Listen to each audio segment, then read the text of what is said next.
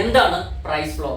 Plus two എക്കണോമിക്സിന്റെ 5ാമത്തെ chapter market ഇക്വിലിബ്രിയത്തിൽ നിന്നും നിങ്ങൾ ഉറപ്പായും പഠിച്ചിരിക്കേണ്ട ചോദ്യമാണ് പ്രൈസ് ഫ്ലോർ എന്താണെന്നുള്ളത്. നിങ്ങൾക്കായി വളരെ ഡീറ്റെയിൽ ആയി എന്നാൽ വളരെ സിമ്പിളായി നമ്മൾ പഠിക്കാൻ പോവുകയാണ്.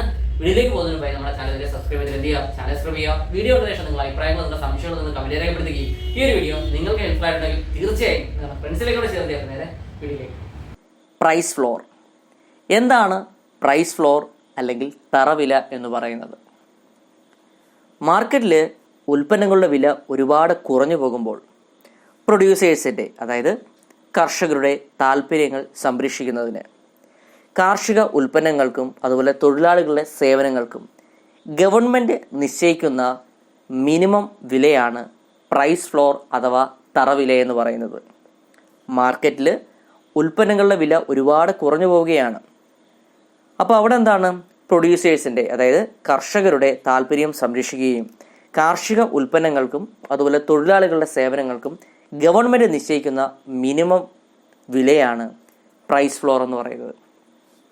ഉൽപ്പന്നങ്ങളുടെ വില ഒരുപാട് കുറഞ്ഞു പോകുമ്പോൾ കർഷകർ അവരുടെ കാർഷിക ഉൽപ്പാദനത്തിൽ എടുത്ത ഒരു എഫേർട്ടിനനുസരിച്ചുള്ള ഒരു വില കിട്ടാതെ വരുന്നു, അല്ലേ?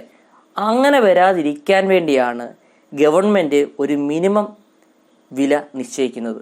അതിനെയാണ് പ്രൈസ് ഫ്ലോർ അല്ലെങ്കിൽ തറവില എന്ന് പറയുന്നത്. പ്രൈസ് ഫ്ലോർ എപ്പോഴും ഇക്വിലിബ്രിയം പ്രൈസിന് മുകളിലായിരിക്കും. എന്തുകൊണ്ടായിരിക്കും? ഇക്വിലിബ്രിയം പ്രൈസ് കർഷകർക്ക് ന്യായമായ ഒരു വില നൽകുന്നില്ല. അതുകൊണ്ടാണ് ഗവൺമെൻറ് എന്താണ് ഒരു മിനിമം വില വയ്ക്കുന്നത്. അതെപ്പോഴും എന്തായിരിക്കും?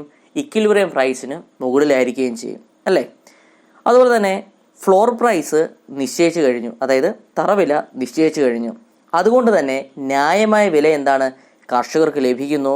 അതുകൊണ്ട് തന്നെ കൂടുതൽ കർഷകർ ഉൽപ്പാദനം നടത്തുകയും ചെയ്യുന്നു. മാർക്കറ്റിൽ അങ്ങനെ എന്താണ് സപ്ലൈ കൂടുകയും ചെയ്യുന്നു.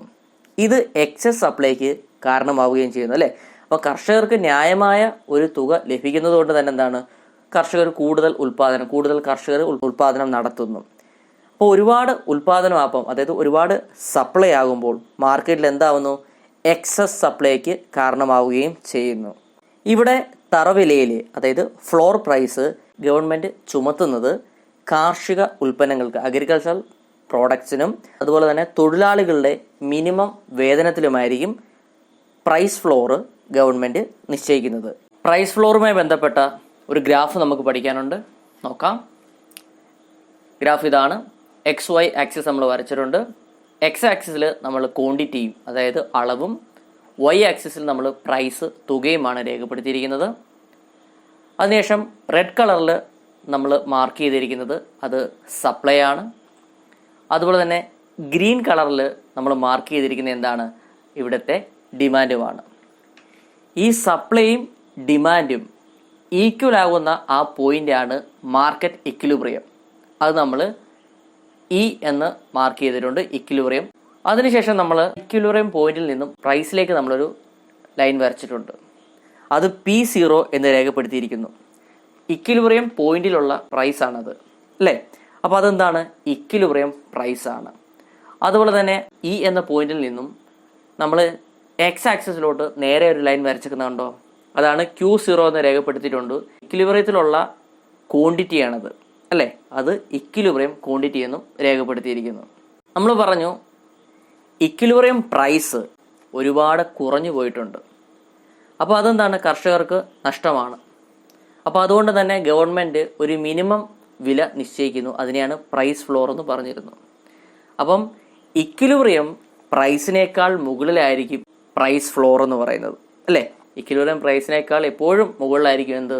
പ്രൈസ് ഫ്ലോർ എന്ന് പറയുന്നത്. അത് നമ്മൾ PF എന്നാണ് രേഖപ്പെടുത്തിയിരിക്കുന്നത്. PF എന്ന് പറയുന്ന ആ ഒരു പോയിന്റിൽ നിന്ന് നമ്മൾ നേരെ വരയ്ക്കുന്നു. അതെവിടെയാണ് എത്തുന്നത്? സപ്ലൈയിലാണ്, അല്ലേ? നേരെ ആ റെഡ് കളറിൽ എത്തുന്നുണ്ട്. അത് നമ്മുടെ SS എന്ന് മാർക്ക് ചെയ്തിരിക്കുന്നത് എന്താണ്?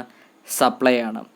അവിടെ നിന്ന് നേരെ താഴോട്ട് നമ്മൾ ക്വാണ്ടിറ്റി രേഖപ്പെടുത്തിയിരിക്കുന്ന എക്സ് ആക്സിസിലോട്ട് വരയ്ക്കുന്നു. അവിടെ നമ്മൾ എന്താ മാർക്ക് ചെയ്യേണ്ടത്? QF എന്നാണ് മാർക്ക് ചെയ്തിരിക്കുന്നത്, അല്ലേ? അത് അവിടുത്തെ സപ്ലൈ ആണ്, അല്ലേ?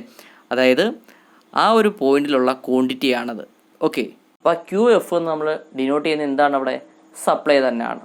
നമ്മളിവിടെ പ്രൈസ് ഫ്ലോർ, അതായത് PF എന്ന ആ ഒരു ലൈൻ നേരെ വരച്ചപ്പോൾ ഗ്രീൻ കളറിൽ മാർക്ക് ചെയ്തിരിക്കുന്ന ഡിമാൻഡ് എന്ന് പറയുന്ന ആ ലൈനെ ടച്ച് ചെയ്താണ് പോകുന്നത് അല്ലേ.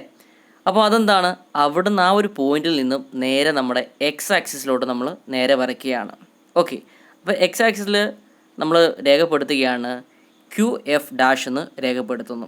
ഓക്കെ, അപ്പോൾ ഈ QF' എന്താണ്, അവിടുത്തെ ഡിമാൻഡുമാണ്. ഇവിടെ സപ്ലൈ ഡിമാൻഡിനേക്കാൾ കൂടുതലാണ് അല്ലേ. നമുക്ക് ഈ ഗ്രാഫ് കണ്ടാൽ തന്നെ മനസ്സിലാവുന്നുണ്ട് അല്ലേ. സപ്ലൈ എന്താണ്, ഡിമാൻഡിനേക്കാൾ കൂടുതലാണ്. പ്രൈസ് ഫ്ലോറിൽ നമ്മൾ പറഞ്ഞതാണ്, ഒരു മിനിമം തുക അവരുടെ ഉൽപ്പന്നങ്ങൾക്ക് ലഭിക്കുമെന്നൊരു ഉറപ്പ് ഗവൺമെൻറ്റിൽ നിന്ന് കിട്ടിയിട്ടുണ്ട്. അതുകൊണ്ട് തന്നെ കൂടുതൽ കർഷകർ എന്താണ്, ഉൽപ്പാദനങ്ങൾ നടത്തുന്നു. മാർക്കറ്റിൽ അതെന്താണ്, ഒരുപാട് സപ്ലൈ എത്തുന്നു, ഒരുപാട് ഉൽപ്പന്നങ്ങൾ മാർക്കറ്റിൽ എത്തുന്നു. അപ്പോൾ അതുകൊണ്ട് തന്നെ ഇവിടെ സപ്ലൈ എന്താണ്, ഡിമാൻഡിനേക്കാൾ കൂടുതലാണ്. അതുകൊണ്ട് തന്നെ എക്സസ് സപ്ലൈ ഉണ്ടാകുന്നു. ഇവിടെ നമ്മൾ യെല്ലോ കളറിൽ മാർക്ക് ചെയ്തിരിക്കുന്ന ഈ പോർഷനാണ് അല്ലേ, എന്താണിത്, എക്സസ് സപ്ലൈ ആണ് അല്ലേ. കൂടുതൽ സപ്ലൈ ഡിമാൻഡിനേക്കാൾ കൂടുതലാവുന്നതുകൊണ്ട് തന്നെ എന്താണ് അവിടെ, എക്സസ് സപ്ലൈ ഉണ്ടാകുന്നു. അപ്പോൾ ഡിമാൻഡിനേക്കാൾ കൂടുതൽ സപ്ലൈ ഉണ്ടാവുകയാണെങ്കിൽ ഉൽപ്പന്നങ്ങൾ മാർക്കറ്റിൽ അധികമാവുന്നു അല്ലേ. അപ്പോൾ ഇതെന്താണ്, ഉൽപ്പന്നത്തിൻ്റെ വില കുറയാൻ കാരണമാവുന്നു. മാർക്കറ്റിൽ ഒരുപാട് ഒരേ ടൈപ്പ് പ്രോഡക്റ്റ് ഒരുപാട് മാർക്കറ്റിൽ എത്തുമ്പോഴെന്താണ്, ആ ഒരു ഉൽപ്പന്നത്തിന് വില കുറയാൻ കാരണമായേക്കാം. അതുകൊണ്ട് തന്നെ ഗവൺമെൻറ് നിശ്ചയിച്ച തറവില, അതായത് പ്രൈസ് ഫ്ലോറിന് താഴെ ഉൽപ്പന്നത്തിൻ്റെ വില പോകാതിരിക്കുന്നതിന് വേണ്ടി മാർക്കറ്റിൽ അധികം വരുന്ന ഉൽപ്പന്നങ്ങൾ ഗവൺമെൻറ് ഏറ്റെടുക്കുകയും പിന്നീട് മാർക്കറ്റ് വില ഉയരുമ്പോൾ ഗവൺമെൻറ് വിൽക്കുകയും ചെയ്യുന്നു. അപ്പോൾ എന്താണ് പ്രൈസ് ഫ്ലോർ എന്ന് പറയുന്നത്, കർഷകരുടെ താല്പര്യങ്ങൾ സംരക്ഷിക്കുന്നതിന് വേണ്ടി, അതായത് അവർക്ക് നഷ്ടം വരരുത്, അവർക്ക് ന്യായമായ വില അവരുടെ ഉൽപ്പന്നങ്ങൾക്ക് ലഭിക്കണം അല്ലേ.